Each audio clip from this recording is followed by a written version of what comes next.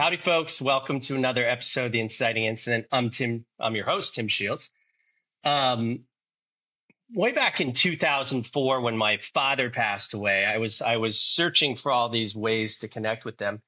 And of all the places to find this, I read about near-death experiences in a Rolling Stone article. And I started following all of these little, it was about Dr. Melvin Morse, who was doing all this research. And I started following all these breadcrumbs. And for a while, I learned about this thing called IANDS, which is International Association of Near-Death Experiences. And I used to go just sit in the back of the room and listen to all these people because I was fascinated, and I was looking for a way to connect to my father. So I'm excited to have somebody on the show that's had a near-death experience. Today's guest is Matan Cohen-Citron. Did I say that right, Citron? Yes, you did. All right. A somatic educator and transformational coach who has spent the past 2 decades and more than 20,000 sessions helping people reconnect with themselves through the wisdom of the body. His own journey, however, was shaped by a series of profound turning points. After beginning his career in finance during the 2008 financial crisis, he found himself living a life that looked successful on paper, but felt deeply disconnected. Along the way, fatherhood and a near-death experience each became catalysts that transformed his understanding of consciousness, healing, and what it means to be truly alive.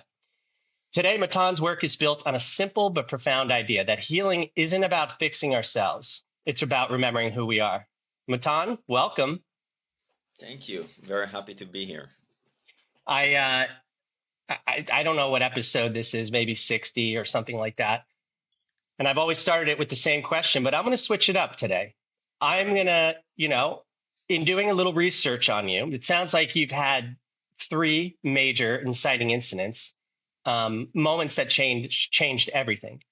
What would you can tie them all 3 together, or what would you say was your most profound inciting incident that put you on this journey? I guess it's more than 3. I guess the first one is to be born. That is a big one. Earlier things like I shift a lot as a kid. Like I think the age of 18, I did not live in one house for more than 3 years. So I moved a lot. My parents got divorced. So change was, I think, the biggest catalyst. Like a lot of people, they don't experience change on a regular basis, and they live with the expectation that life is a steady continuation, and that's the purpose of it. That the purpose of it that we will be safe or comfortable or something like that. So the biggest catalyst for me, was near that experience, because that's something that really altered my life in a matter of weeks. Like from being a functioning adult, I became an anxious adult with panic attacks and headaches and migraines all the time, who couldn't deal with the life that I had back then. So take us to that day. Take us from the ordinary to the extraordinary. I was sick, and I thought that that's it. And I just stayed at home. I went to pick up my kids. They were, back then, my daughter was in 1st grade or something like that. And I just collapsed in the school, and I lost control over my body for a few hours. And I thought, that's it, I'm dying. And they took me to the hospital. It was so intense. It was few hours that I was fully conscious, and I just thought, that's it, I'm dying. And when is the light at the end of the tunnel is going to show up, or something like that? And when is grace going to come? However, there were not so much grace, and there were a lot of moments of severe pain and confusion and fear and terror and all of that. And after a few hours, I recovered from that incident. And I told myself, like, if I'm going to get out of it, like, my nervous system went through a shock. I knew that. I was a yogi. I understood the body pretty well back then. And I thought like there is no way I can I can go back to regular life after what I went through.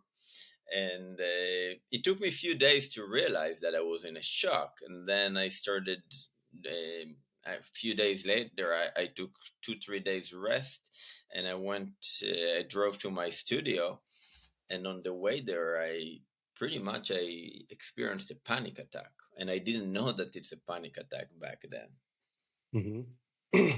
So what was that? I mean, just heart started racing, felt like you were going to die, extreme Yes, anxiety, heart blow extreme out of your, yeah. anxiety, exactly the symptoms that you're describing, like So feeling go that ahead. something is wrong with me. Mm-hmm. Yeah. So you grew up in Israel, right? Yes. And you served in the Israeli army. Yes. So did that have any kind of, traumatic effect on you, or were you kind of in Absolutely. a, yeah. Absolutely. Yeah. I think I look at the people like to look at trauma as like as a one incident. However, I look at the nervous system as a sewer system that has all the leftovers, or your digestive system, like everything you ate in life is there. Your microbiome, however you want to look at it, and it shapes you as a result of that, for good and for bad. Now there is a side that I'm very grateful that I have that resiliency in me, and that I know how to operate in chaos, and how to take risk, and how not to take stupid risk. There are a lot of good side. However, there are sides that I guess if I did not have these experiences, I wouldn't have worried about certain things that I might find myself worrying about. Mm-hmm. So who were you before this incident? And the near death experience. And I think I heard that it took you like 9 months to recover, right? Yes, it took me 9 months to recover. However, it took me longer. It took me 9 months to come back to regulation, to shift out of being anxious all the time, and to have moments that my nervous system really got into regulation, and to get my appetite back, and a sense of being in my body. Who I was before that, that's a great question, because like the order of the story changes, and the part of the part, and I'm the order of the story. So the question is, I look at it, every event presents an opportunity to change. This is my belief. Like things are not too random in life. And for me, I decided that I think it's very hard to go through something like that is so profound, and not ask yourself basic questions like, would I go back to be the person I used to be? Because that's what the ego wants. We're looking for safety. And the answer for me was not. There were few uh, traumas, few beliefs about myself and about the world that I will not say that I didn't like them, but I did not solve them in me, and that stood in the way of me becoming the person that I want to be. There was a gap between the life that I lived and the life that I wanted to live. Mm-hmm. I Well, that was not, is, I was not walking my talk, let's say this way. Not in a really negative way. Like I am and I was a functioning adult. I'm an amazing parent, have great relationship with my wife. However, there are those little questions that, when we look back, if we answer honestly, if could have done it better, yes, I could have done it better. And the question is how we get to really to the source of what makes our behavior not being aligned with who we are. so there was, I call it the soul ache. There was this uneasiness in you. That's the disconnect. That's the gap. Did you feel like there was a calling to something else? Yes. Um, and how did that, was it Was it like anxiousness, like to push you forward? And I was in corporate America for a long time, and I just felt like I was kind of slowly dying, and I was like, I don't think this is what I'm supposed to do. And yet I kept going for so long because I couldn't find another route out. Yes. Eventually life found me Yeah. out of it. But Yeah. So the corporate I let go, like many years before that, like at least 10 years before that. However, there is a side, like, like there is a, you can use that sentence in many different ways. You can say, you can take the person outside the corporate, you cannot take the corporate outside the person. And the idea is the thinking. Like I was out, I was out of the corporate, I was working for myself, I was doing something that I really love doing, and I'm still in the same field, I'm doing different things in the same which field. was yoga, which was, I started with yoga, and then I got into movement, and then I got into transformational coaching, what people call hypnotherapy, really helping people create a long lasting change.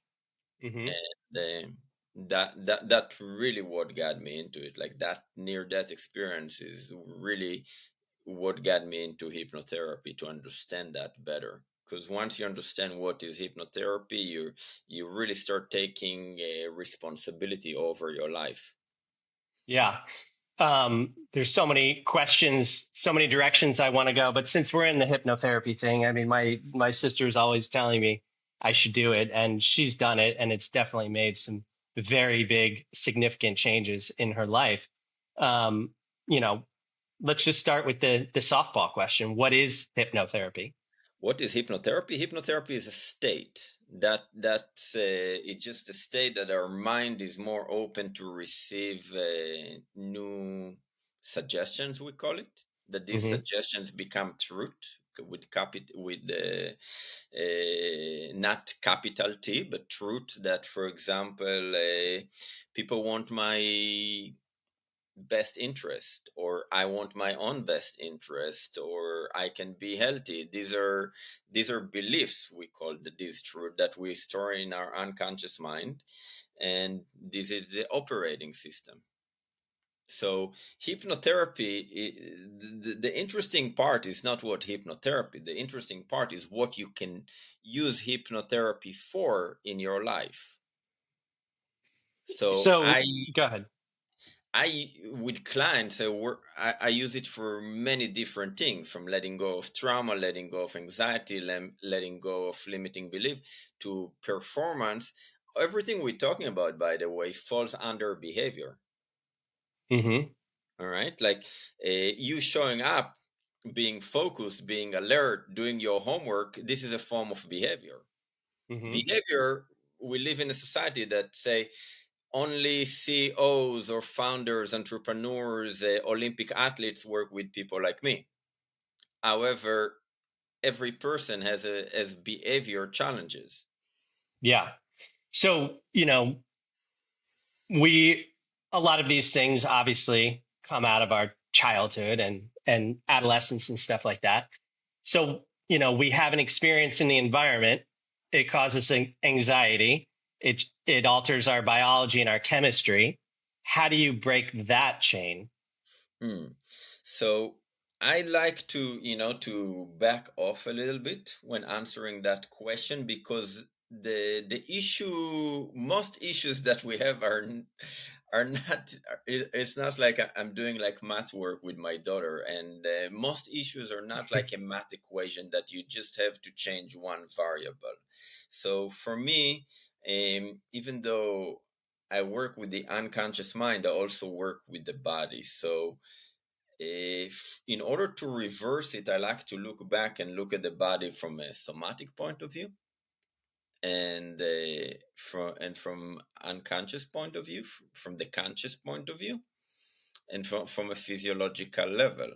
So the way they're formed is that, I think, you really went to it, that most of our issues come from our childhood, and even issues that we experience later in life, they're formed by how we learn to process stress.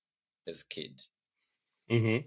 as children, because when in many situations, if it's studying for a test, if it's serving in the military, if it's in a relationship, uh, we don't have time to process stress, and everybody finds his own strategy to deal with stress. And these strategies that helped us when we were 6 years old, 8 years old, 10 years old, 15 years old, they're in most cases they're not serving us Mm-hmm.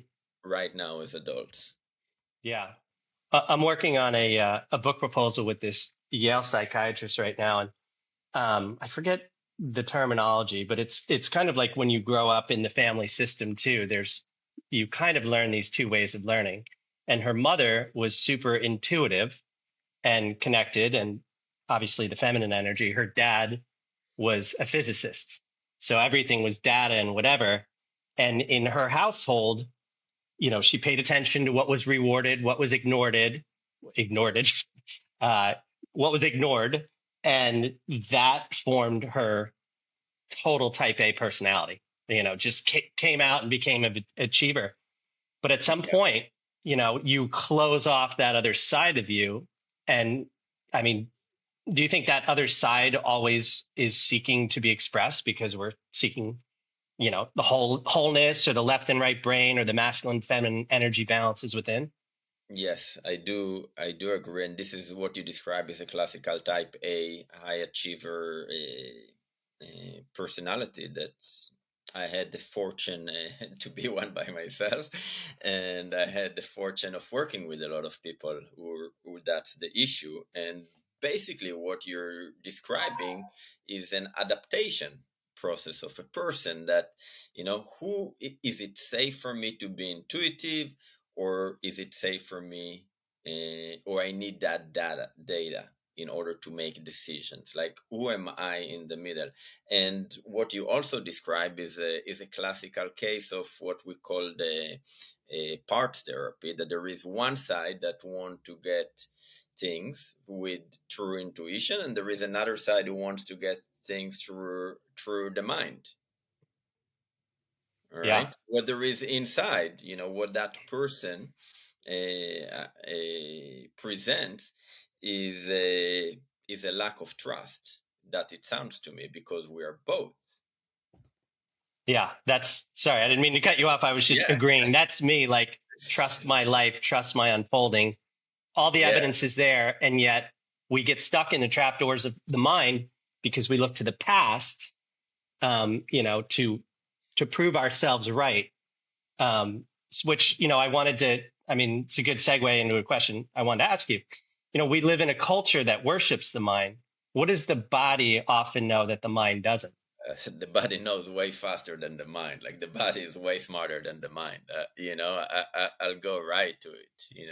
It's there are no question. The body is a the body is our antenna. It's like all our senses come from our heart, from our gut, from our hips. Like, we have this body of information that from a very young age, A, we learn how to repress it. B, there isn't any body education. Like, unless a person feels anxious, or a child feels anxious, they send him to therapy. And therapy, with all the respect to it, it's not as effective as it is. And now most therapies are shifting to doing some sort of somatic therapy, like body therapy, which means that we have to start connecting with our body. And this is a whole world inside. We can have a whole episode talking about the body. In reality, there is this thing called body IQ. The more you're going to invest in being in your body, it doesn't matter what it means, to get a massage, to do yoga, to meditate, to do somatic work in any form, qigong, breath work. the more you're going to connect to your body, and the better it's going to serve you in your life. Your stress level is going to go down, your creativity, your intuition is going to go up, you're going to feel connected, trust to yourself. I'll tell you personally, 25 years ago, I started practicing yoga more than 25 years ago, and I realized there is something genius about this practice. And I started investigating and traveling around the world. And 2 years into that journey, I met my first yoga teacher in India. And the transformation that I saw other people going through, and the transformation that I experienced was so profound that I said to myself, if there is a practice like that that's going to affect that is affecting my life so profoundly, I'm pretty much stupid not to spend a few minutes or an hour or two every day pursuing that craft. And now, 25 years later, I see how my body, how my mind are working compared to my friends. Like, Yeah. I'm 46 years old. I'm going and I'm climbing in a climbing gym with kids that are 18. Like, on Yeah. stress level, people that are in the same job, the same setting, the same parenting situation. My mind is so much sharper Hmm. just because I'm investing in my body on a regular basis. So I know this is not what we're talking about. However, if for everyone who's listening to it, there is no better investment than start investing in your body mind connection. It's not just exercising. I do exercise. It's not just exercising. It's really making a connection, like really feeling our body, being in Hmm. touch with that. Yeah. I mean, when I was probably going into my senior year of college and then through my 20s, I went to, a decent amount of therapy because I was like, what's going on? And I had at least two therapists say, you live up here. You're not in your body. And then my mind's trying to figure out what that means. And I don't understand, I don't understand it. I probably didn't figure it out until I started going to, a Dr. Joe Dispenza meditation and Yes. started meditating.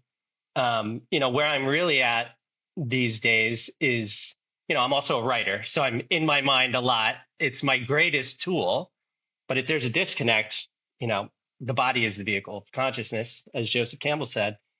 But where was I going with that?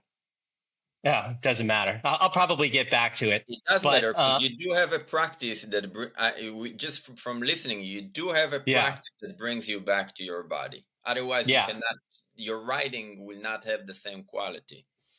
Well, I mean, I'm embarrassed to say I've fallen so far. I was a regular meditator for years, a decade, and I've kind of fallen pretty far out of it. But I go for a lot of walks in nature, and that really is kind of it's become my walking meditation. And my whole book came through either meditations or some of the biggest ideas came out of dreams. Yeah, I completely understand it, and I think the word meditation can be so misleading because Mm, I've seen a lot of people getting damaged from the traditional meditation, because what we call meditation, we take people who live in the culture that we're living in, that we have so much stimulation, and we let them meditate like they're a monk in the Himalaya, and the monk in the Himalaya get maybe in a year the same stimulation that people like us get in half a day or something like that. hmm. So it's Yeah. not so effective to our nervous system a lot of the time. So anything can be meditation. If it's cooking, if it's walking in nature, if it's doing sport. Yeah. I remember where I was going. Um, you know, our our experience of life is really an experience of consciousness. You take a step and you look for a reaction in the external world. Where I've come to in hopefully, uniting the mind and body is I really pay attention to who I'm being and what I'm focusing on. And I'm no master by any means, but how that, affects the external world. I mean, it's like if you're always looking for fear, which I was for many years, that's what's going to show up in your world, in your external world. And, I mean, I think, and I listened to a podcast with you, we're so much more powerful than we've been taught or even misled to believe. And, you know, I think this is first and foremost a realm of consciousness. Matter is second, but we have been inverted to believe this is all real, the external world. And of course it is real. We're physical beings having a physical experience, but it's like nothing was ever created before the thought of telecommunications, the satellite or whatever. So it's really a mental dimension. So Yes. it's about finding that happy medium between, well, I don't think it's not even a happy medium. It's really training your mind, right? Yeah, I think I agree with you. It's training the mind, and also there is this two dimension that yes, you have those moments of whatever you want to call it, like oneness, awakening. People use different name to describe. However, you not experience them all the time. I hope for you that you experience them all the time. I do not experience them all the time. Yeah. So for me, the question a lot of the time is. There is that realm in Qigong, in Taoism, we call it heaven. How do we bring heaven to earth? Because on earth, you don't have, we have that thing called mood. We have that thing called emotion. We have this thing called bake aches. We have these things called being tired. And Hmm. how do we bring that vision that we hopefully connecting to that on a regular basis into our day-to-day life? Yeah. I was this book I'm, finally finished, but I've said that about 37 times. It's taken 6 years. And every time I kind of sort of took a pause and turned into it, I would get more information. One of them, I woke up out of a dream at like 3 and I just recorded in my phone. It's like we're carbon based bodies moving through a carbon based dimension to experience the power, like the generative creative powers of feelings and emotions. But so much of us have been, you know, we get squashed when we're a young person, and then it becomes a mode and a way of being. So you have multiple healing modalities, like beyond what else are kind of some of the ones you use most regularly? It depends. Like I have in general, I have two businesses. One that it's around movement, and one that it's about transformation. So what I dedicate my time most, what I like to do the most is to help people to have that breakthrough through those traumas and through this anxiety and through that child story, uh, and this is something that I really enjoy doing because as somebody who's work, it's very different, by the way, to do therapy or to do hypnotherapy and transformation coaching, because you get the results like right away. You get that breakthrough experience with clients very fast. It's very rewarding, I must say. It's like there is no better feeling for me as a practitioner to help a person let go of that trauma, let go of that narrative that is that they carry for. Now I work with somebody. She's a therapist in her mid 60s. She's been carrying it for 60 years in her body, and she already let go of that. So I think that's for me, it's the most rewarding thing, to let Yeah, go of that thing that is not serving them.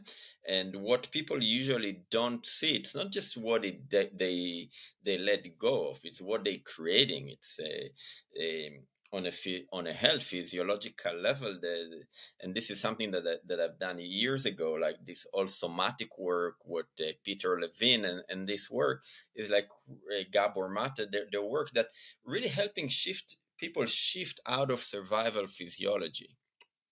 And when we're survival physiology, we're not healthy. I work with so many people that on an unconscious level, just to shift their to shift their traumas and anxiety and what happens to them on a physiological level. And you won't be surprised because you go to Joe Dispenza and you follow that. It's like all of a sudden all their autoimmune issues are just gone. Yeah. I mean, it's all connected. As you were saying that, I was having this image of like somebody carrying an anchor behind them or something. And then you cut that cord. And what it really is spiritual liberation, because you've let go of these human, not weaknesses or failings, but maybe just human wounds. And then you Yes. are free to create something entirely new. Yes, and I will say something, as somebody who carried an anchor for many years, it's not that simple to let go of that anchor.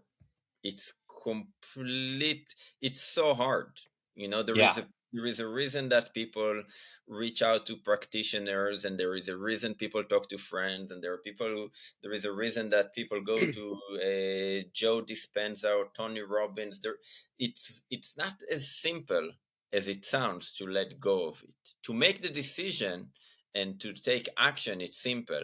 However, you see, and by the way, I used to do my work in a matter of 1 or 2 sessions, and now I actually do it a little bit longer than 1 or 2 sessions, because I think integration in life is so important. 100%. Yeah. And when people go to Tony Robbins or Joe Dispenza, they get the high, the real or they go and do ayahuasca or whatever the thing is. The question is how you integrate the change you created in your life. That's the Yeah. challenge. Yeah. I mean, I was going to say that, but you just nailed it. You just nailed it right there. It's, the aha moment is easy. Not falling back into the old self is where the practice comes in. Yes, so that's we can get aha in different ways, by talking to another person or by using drugs or different ways. What I like to focus is not to create the aha moment. An aha moment, you can create it in many different scenarios in your life. The focus is how to create a change that is going to be a change in people's life, not to create a retreat center, not to create an amazing studio or something like that these are great things to have. However, they're not important. What's important that we helping people have a long lasting change in their life. Yeah. Um, it sounds like you've been all over the world, trained with many people, mentorships, and through all of this seeking and searching, what were you trying to unlock within yourself? What was the root of that search? Hmm. a feeling a feeling Interesting. of feeling complete, of feeling Yeah. like a whole, of Yeah. feeling of purpose, of feeling myself. Yeah. Like as a yogi, there is the feeling of a self. Like as kids, we learn, and we get reward to be good at sports or to be nice to people, and we're becoming addicted to an external sense of validation or something like that, because it creates safety and it creates belonging and we get attention. However, as yogis, it's like, mm, it's just something external, and how you can feel get to experience your own energy, your own feeling. That is not Yeah. not the mind feeling. Not depends if I'm going to make a lot of money or be famous or all of that narrative. Yeah. I mean, it's what is this, confluence of electrical signals and feeling, like, what is that? What do I feel like in the world? I'm trying to like remember that more and more and just be more in my body these days, because I'm always, future casting or looking backwards. But Yeah. um, And by the way, I will say this: it's like it can be very distracting to from life, from the lessons of life, to chase those states. Oh yeah, Right? that becomes a personality Like characteristic. it Yeah. doesn't matter if it's spirituality or God or drugs or sex or money, it can easily become chasing. Hmm. However, the real lesson is not a guru in India or anything like that. It's life. Like, how do you deal with your day-to-day life, with your, with the partners, with the family, with the people that you're in a relationship, like how you true with yourself, how you deal with grief and loss and grow and become more and more present in your with what you have. Yeah. I just heard something. I don't know if they said it was yoga or meditation. It might have been yoga or a combo of both, but it was like the purpose of it is to be able to sit on the mat for 8 hours in stillness because that's where the magic starts to happen. I don't know. I don't know who said that, but um, I don't know what you think of that. But I guess if you're going for that transcendental state, but of course I've gotten there in 15 minutes. So Yeah, and yeah, then you went back. So exactly. Yeah. I think people have to to put all of these slogans. You can watch them all social media habits, all of it. Wake up in the Yeah. morning, go to there. There is a lot of noise outside. Hmm. That I'm sure we can agree. We can. Now, if you want to sit for 8 hours a day, great for you. Like what I work with people is like everything as a coach, everything is an experiment. Now, is that a goal that you want to have to sit for 8 hours a day? What do you think you're going to get out of it? Yeah. Most people put, like a stupid goal, like many stupid goals. All right. Like, for example, for me, running a marathon right now will be a very stupid goal. I have to Yeah. prove to myself something that I know that I can do, and I've done it before. Hmm. All Yeah. right, like I I mean, don't have to go to that war with myself. It will take away time from my family. It will make me unhealthy. It will be a complete distraction from all the other things that I have to pay attention to in my life. of So course. Yeah. it's like I'll say this because we live in a culture that love goals. I'm like, what are Yeah. these goals going to do for you?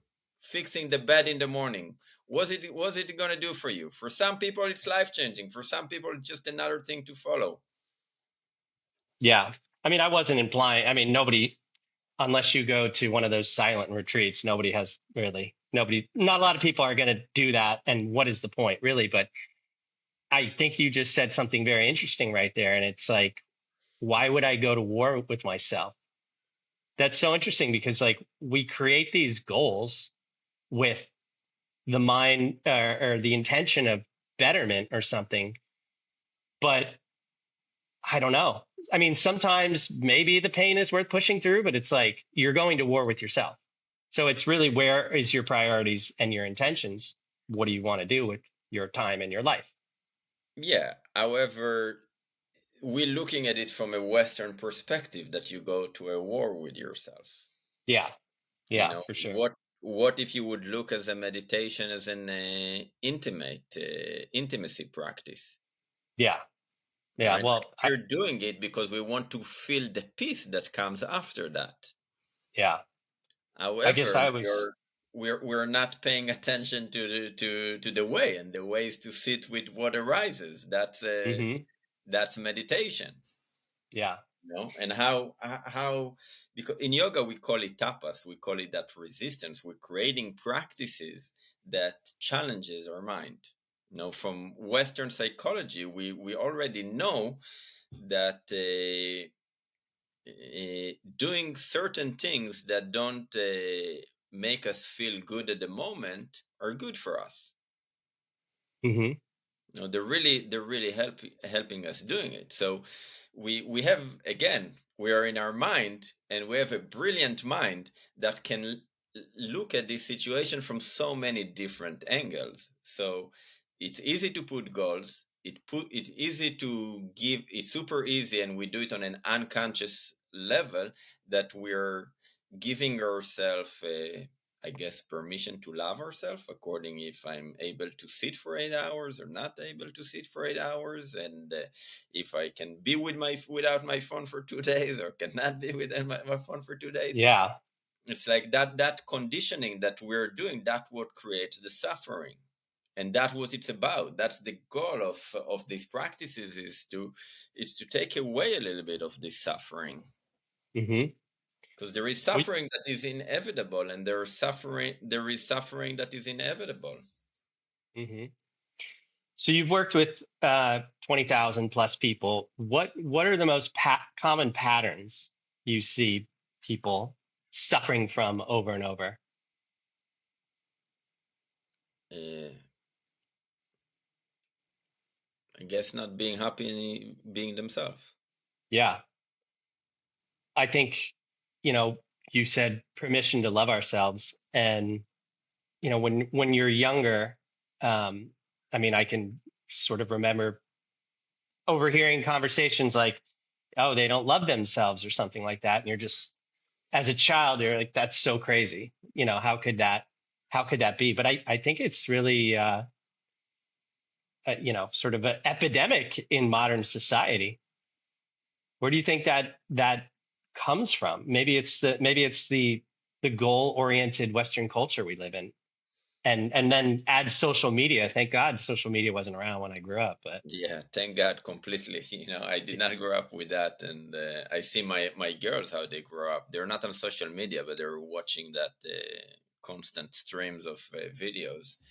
Uh, hmm so yeah, our traveling in Southeast Asia 25 plus years ago really made me, and also in other rural countries. I traveled in Central America, South America 25 plus years ago. um, People did not have access to all of that, to all the information that we're having right now. hmm And in people in the not in the Western culture, they're connected to their families, they're connected to themselves, and in the Western culture we don't have it that much. We're feeling separated from each other. Capitalism, it's like everyone for their own.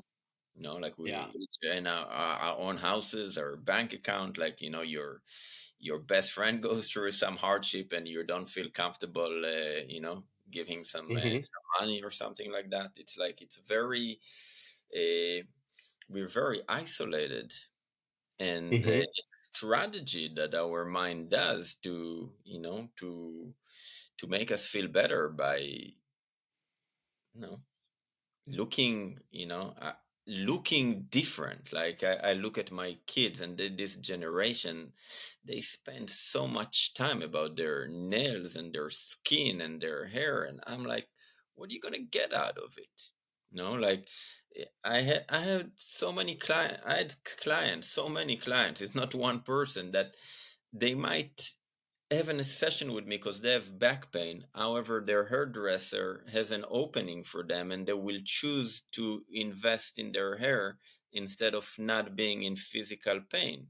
So the talking about hypnosis, hypnotherapy, like this is the belief that we live in, and we are naturally as kids, we are absorbing everything, and we're thinking, hey, this is important. It's important to look good, to invest all of this time and money and energy in external appearance, and believing that that external appearance is really gonna change something. yeah. Um, I had I don't remember what year it was. I was probably about 33, and I had a relationship and a job end in the same week. And the girl was like, "I need time and space," and I disappeared for a couple days. And she's reached out like 5 days later. She's like, "What are you doing?" I'm like, "Well, I just booked a one-way ticket to Tanzania. I'm going to volunteer in Norwich. And I'll see you later." And then, you know, I also traveled around Southeast Asia for a whole year, and you know, it's so fascinating that like the people, a lot of times the people with the least are the happiest and the most generous. And you know, as you were talking, I was kind of thinking, well, information is both a blessing and a curse, you know, because um, you know, it's a blessing in the realm that you can become action oriented towards something. but it's a curse because it takes you out of the present moment. Yes. And maybe that's one of, our sicknesses of modern culture, is not being happy, or but not being present to the present moment. Yeah, we're not present. I don't know if that's the issue or that's a symptom of the issue, That's probably a because symptom. Yeah. I think part of the issue is that we're feeling lack, and we're not trusting we're not trusting the world. Like I worked with people who have millions, billions of dollars, and they're not feeling grounded, they're not feeling trust, even though something that every listener will think about it, and they will be like, I would be content. However, it's not an external thing. It's like, as you said before, it's not about the external life, it's what we're projecting from the inside, that lack that we're having. And what is Hmm. enough? What was that? What is enough? Oh, exactly. Yeah. Um, Gosh, you said something and I wanted to, it'll come back to me, but so you're integrating movement, breath, hypnotherapy, meditation, energy work. What's connecting all these things? What's the common thread connecting all these practices? They're not separated. I Mm. in the real world, I have two businesses that people either come to work on their movement longevity, or they come to change patterns, that this is like more hypnotherapy, transform them, and using these tools, right? And some people that are in the middle, that want to, that I help them with stress and other stuff along the way, more coaching that integrates all of this. However, it's just a different way of looking at an elephant. Hmm. It's like you can affect your life positively through hypnotherapy, through talking to yourself, through breath work, through working on strength and conditioning, through being in nature. They're just different aspects of looking at the human body. They're not different. Yeah. Um, I heard, I think it was 2008, you were in your finance job Yeah. and you hated it so much, you fantasized about being hit by a truck. Yes. So, well, you can go on with that, or I can. Yeah, so basically it's a perspective. Like, when I look back, it's funny for me because basically I was feeling stuck. Mm. I did not see a way out of it. I did not see a perspective. Now I'm laughing because I realize everything is a perspective. All our beliefs are a form of perspective. And the challenge that we have is that we have a conscious mind that really likes logic, and we have an unconscious mind that doesn't work on logic at all. All right, so it has a logic of itself, and we're looking from our conscious mind, believing that we're outside the issue, but we're inside the issue. So back then, I did not see a way out of it. Okay, I that was the perspective. The way out for it was to get hit by a car. That Wow. was the So, fantasy that I had, because I did not allow myself to see a different future. Knowing what I see now, and I'm still using all of these principles in my own life. For example, now I work.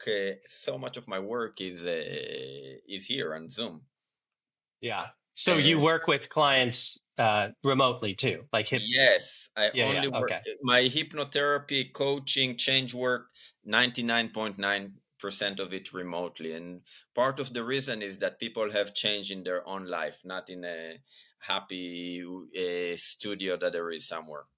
Hmm. I want people to get the transformation in their home. So back to the perspective, everything a perspective, belief is a perspective. I had that belief that I cannot change the circumstances that I was in. I've been there That many times. Yeah, me too. Yeah.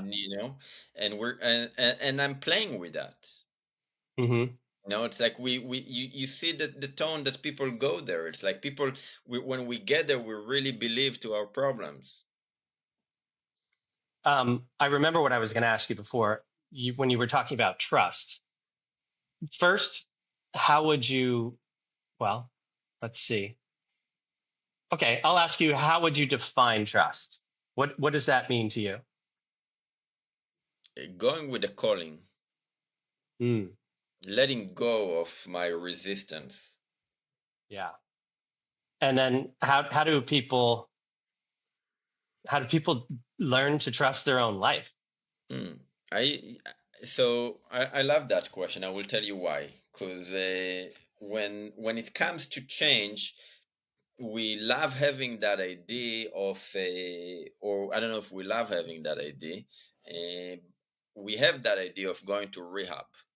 Okay, or we have an idea that is similar, that you go to a desert island and you burn your boat. So it kind of fits that really Shakespearean love tragedy that the ego loves to create. And people love that. It's like we get so much attention and feeling, and we can say to our friends, and they're like listening to us, and we get all of this attention. However, in reality, it doesn't work that way. Sometimes it works this way. Most of the time, it doesn't work this way. Most of the time, most change happens in small phases, unless some people want to do something big and they go and do work with a change facilitator, or there is a situation in the world like a COVID or a war or something like that it's easier for a person to change their belief. Like trauma is a great by the way, trauma doesn't necessarily have to lead to negative consequences.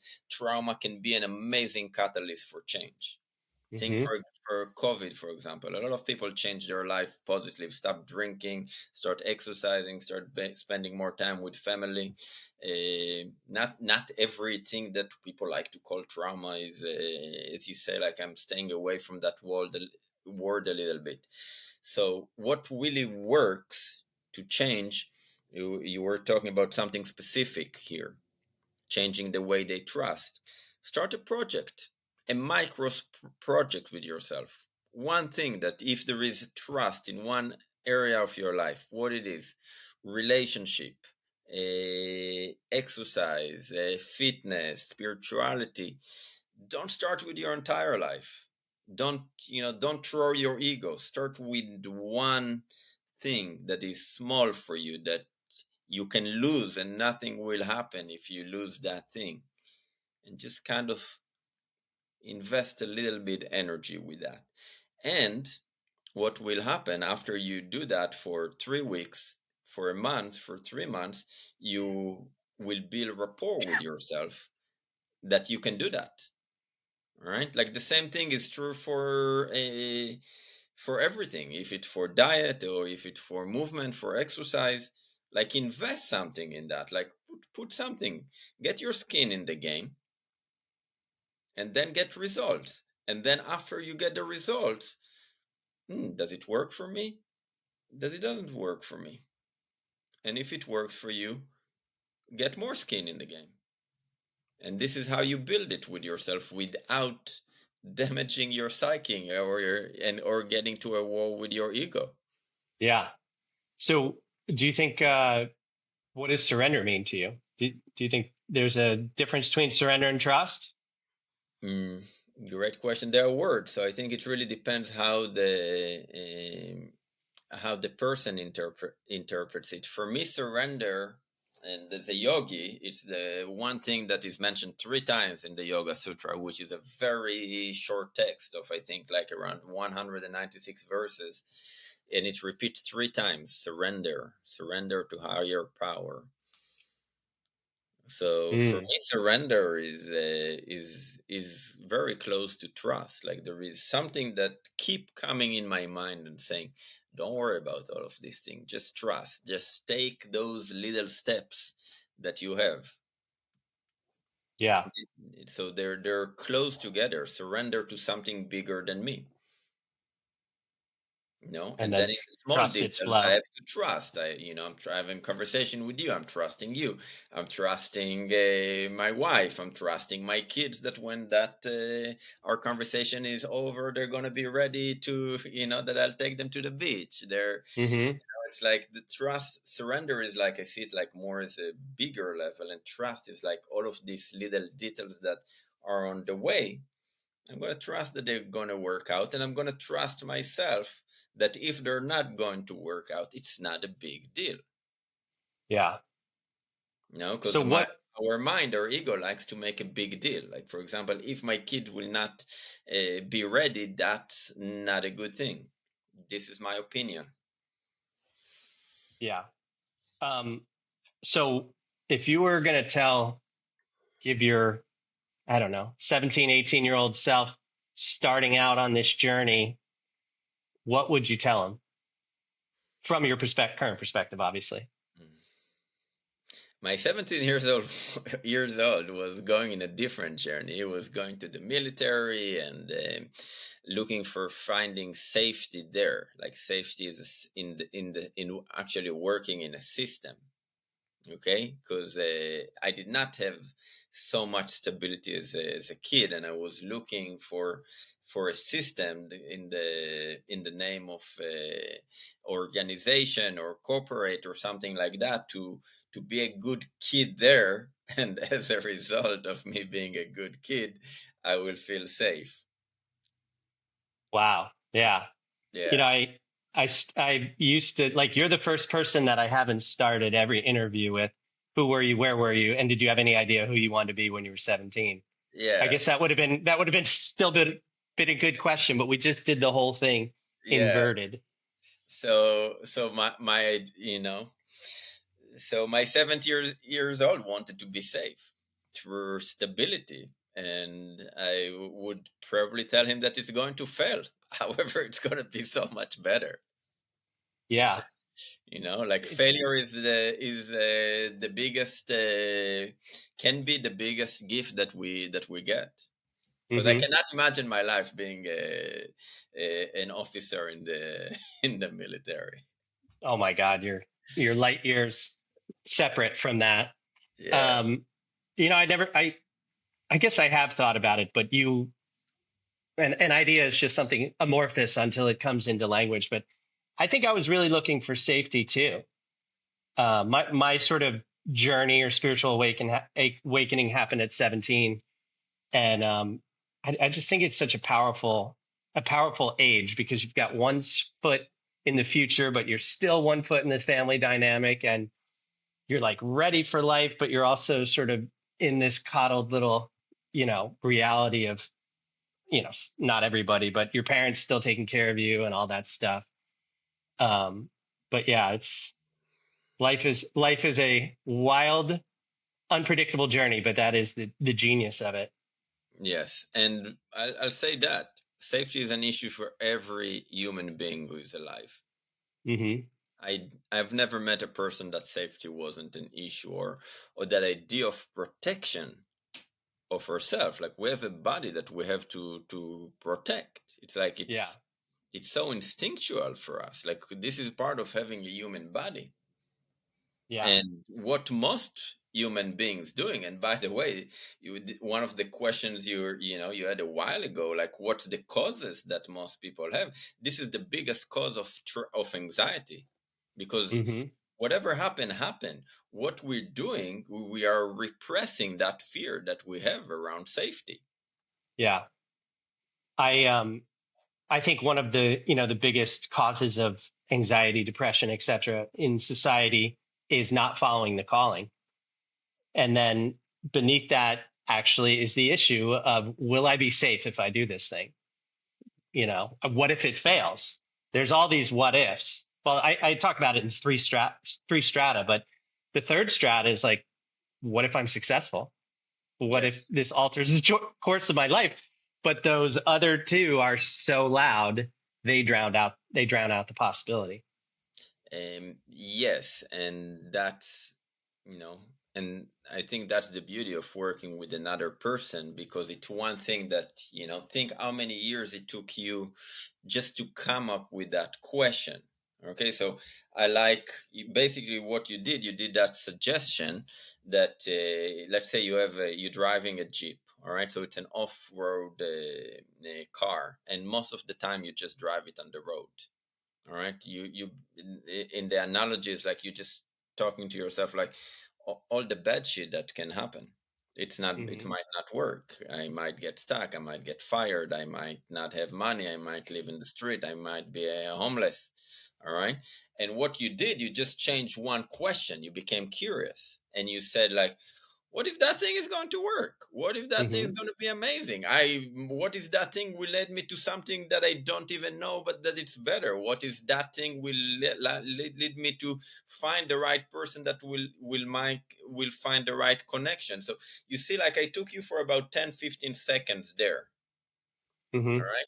I took your car to drive off road for 10-15 seconds.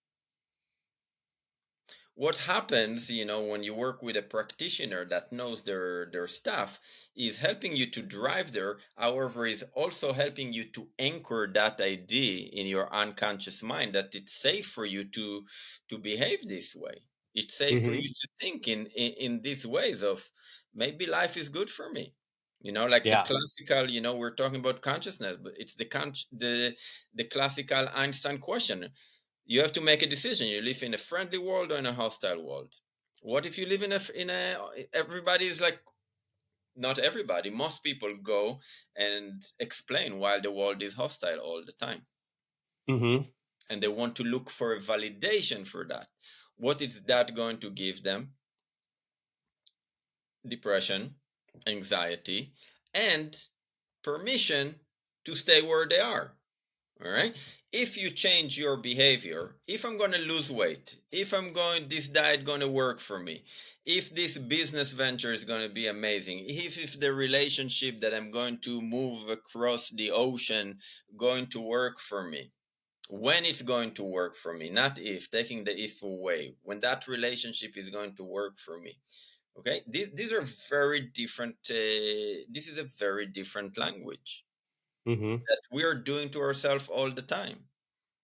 and Yeah. the and the and that's a pattern of thought, that a pattern of seeing the world.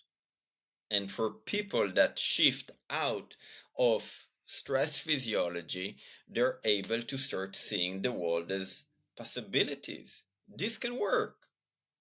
That's it right there. Moving from victim to creatorship, from limitation to possibility. Yes, and There's that's an everyday practice. exactly. There's infinite branches of forking branches of questions I can go with every time you say something, but this came through, and we'll close it on this one. What's the most unexpected thing you've learned about yourself working with other people, them as a mirror? That I'm not completely not logical, that I'm taking myself way too seriously. I'm taking life way too seriously. Like that, my belief of what I think about myself and the world is so limited. And Yeah. that's freeing. That's not something bad. That's something that is really freeing, to go and to behave in a way that is better for me. Yeah. It's a starting point. It's a continual starting point when you bring yourself back to that. Uh, this was great. Thank you so much for sharing your experiences, story, wisdom, what you're doing for other people out in the world. Where can people find you? Best play. Thank you first. It was a really beautiful conversation. I love that by the way, that we dived right into. We did not spend the time doing all of this butt sniffing before. I really Yeah. enjoyed that format. Best place is on my website, Matan's Movement, Matans movement.com, or soon there will be Matan dot live, live, and I'm Okay. sure people can Google my name and find me. There you go. Well, thank you so much. I love these conversations because I always get filled up with them, and I'm just eternally curious about the nature of consciousness and everything else. So, folks, if you like this, please like, subscribe, share, do all the stuff that, you know, would be very helpful and appreciative. And, yeah, I always think I should come up with something clever to sign off, but I got nothing. I just hope you have a great day wherever you are, whatever you're doing. And when you ask the question, what if, make sure you end it with, what if this all works out in a better way than I ever thought? Until next time, Tim Shields, this is the Inciting Incident.